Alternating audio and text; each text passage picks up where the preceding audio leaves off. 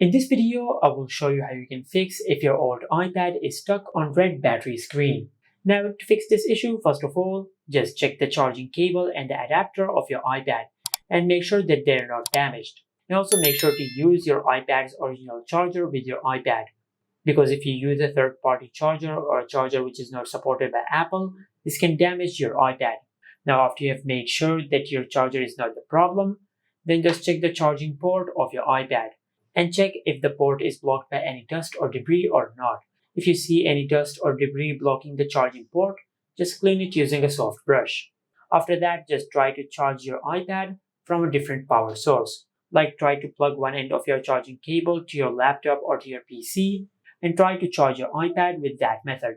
Now, after you plug your iPad into charge, now just leave it for a couple of minutes. Ideally, charge your iPad for 20 to 30 minutes or even more, and after that just perform a force restart on your iPad.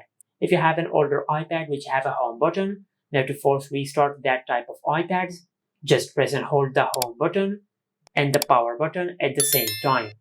But if you have a newer iPad which does not have a home button, just press and release the volume up button and the volume down button. Then quickly press and hold the side button on your iPad until you see the Apple logo on the screen. And once you see the Apple logo on the screen, just release the side button. Now after that, just check if your issue has been fixed or not. If your issue is still not fixed, then just check the second method. For the second method, just unplug your iPad. Now just bring your hair dryer and set it at the lowest settings. After that, just blow the hair dryer at the back of your iPad. Now just do that for 1 to 2 minutes. After that, just leave your iPad for 5 minutes. And after that, just plug your iPad into charge and leave your iPad to charge for 30 to 40 minutes. And after that, just perform a force restart as I have shown earlier, and you will fix this issue.